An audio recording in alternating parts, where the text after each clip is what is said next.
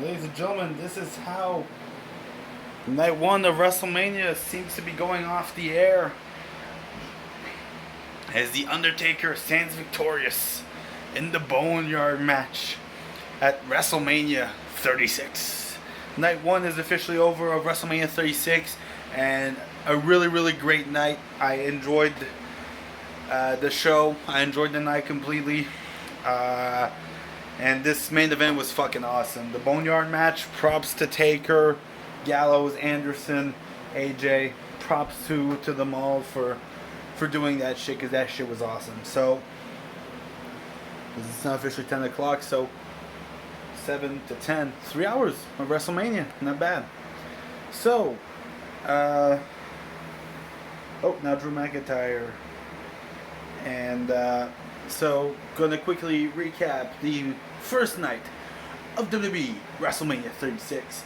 So, the pre-show match of Gulak and Cesaro I did not watch, so I cannot comment.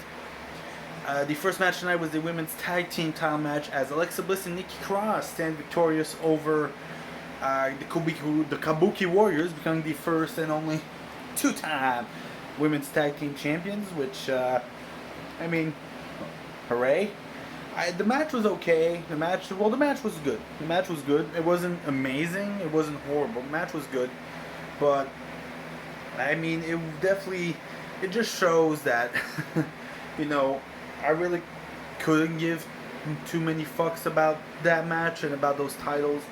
And, you know, basically the Kabuki Warriors just lost this back to the same girls they beat at Hell in a Cell. So it sort of makes the last few months that they had as champions sort of be relevant. Basically, they just won the belts. Then they did the feud with Becky.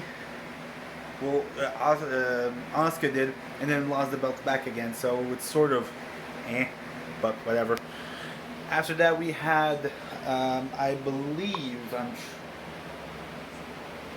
Elias vs. Baron Corbin. That match was like it wasn't good, and fuck Corbin. And Elias winning via roll up with the tights is, I mean, I thought he was supposed to be the babyface, but I guess not. Moving on quickly from that match, that was then followed by Becky Lynch defended her Raw Women's title against Shayna Baszler. Of course, Becky Lynch retained. I am super fucking happy about that. Now, I know a lot of people are complaining that Shayna Baszler should have won. Shayna Baszler looks better. Shayna Baszler, you know, was booked as a monster. Why didn't she win? And to me, the reason is simple. Shayna Baszler buried the entire division inside the chamber. You have her win. Who does she face? Who? You have no one. Maybe besides Charlotte, but you have no one. Oh, she's going to have a feud for a month. Plus, it was obvious that the second that Becky turned from being the overconfident one to being back to being sort of regular self, it was over for Shayna. I was still nervous. I still felt like WWE was going to push Shayna because they had this fascination with pushing the MMA wrestlers or whatever the fuck you want to call them. But they did the right thing by having Becky retain. Fucking fight me. We then followed that up by Sami Zayn defending his Intercontinental title against Daniel Bryan. He ended up winning. Of course, this was a match that Sami himself took a lot of moves of. Instead, he took more offense from Bryan. And of course, Cesaro and Shinsuke got involved, and then Sami won. If I'm not mistaken, I think he's the only heel that went over the entire night. So, good for him. But Sami retained it, cool for him, and it'll be interesting to see what happens next. I have a feeling that either Shinsuke or Cesaro is going to end up turning at Sami at some point, because they're not going to want to beat his bitch for too long. We then followed that up. The SmackDown Tag Team Ladder Match. John Morrison versus Kofi Kingston versus Uso. Now, this situation was weird because of what happened with The Miz defending the title in basically a triple threat single person match. But it was still fucking amazing. The match was really fucking good. Like, props to Morrison, Uso, I think it's Jimmy and Kofi. They went all out in that match. It was so good. Props to everyone involved in that match. I loved it. I really did. It was a really good match, and they made the most out of being in, honestly, a very awkward and bad situation. We then followed that up with Kevin Owens versus Seth Rollins. Originally, Kevin Owens won the original match by disqualification after Rollins got himself DQ'd. They then continued in a no DQ match and Kevin Owens won. The storyline was good. The first part was okay, you know, was just mostly Rollins dominating, but Owens showing good babyface fire. Owens being a really, really good babyface. I've enjoyed his time as a babyface, and especially this feud with Rollins has brought out another side of him, I feel. And then they restarted the match as no DQ, and then Owens won after he did this crazy spot jumping.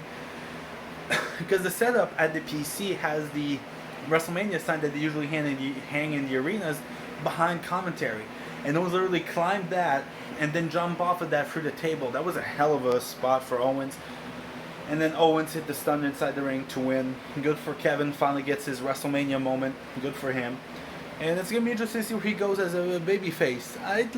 I'd love to see him against Brock. Personally, I know a lot of people are rooting for Drew to win, and I have picked Drew to win. But if Brock retains, Kevin versus Brock is something I would love to see. And speaking of Drew, there's one his Chronicle on here. We then followed that up with the Universal title match between Braun and Goldberg. It was like 30 seconds. Goldberg hit like a whole bunch of spears, then Braun reversed the jackhammer into like 4 running power signs in one. So, fucking whoop. If this was supposed to be what Roman was supposed to get, I guess Braun not got it. I know Braun's been under a lot of scrutiny for what he said, so, you know, right now I'm more of a mode that, fuck that title, fuck that, I don't care. And then, of course, the main event, what I'm going to probably spend most of this video speaking of, the Boneyard match. Undertaker defeats AJ Styles via burial to become, well, not to become a champion. There was no belt. But this match was really, really well filmed. I had the feeling this and the Funhouse match were going to be done in a style similar to the Ultimate Deletion, as I mentioned in the predictions to people. And it did. I felt like it did, and it was really, really well done. I don't know where this was filmed. I don't think it was filmed in Florida, but wherever this was filmed, props to AJ, Taker, Gallows, Anderson, whoever played those like 6 Druids or whatever the fuck they are. You know, this was a really, really great match. From Undertaker rolling up on his motorcycle, they brawled. You had blood. You just had constant swearing and them just going off. It was fucking awesome. And AJ was a great heel in the end.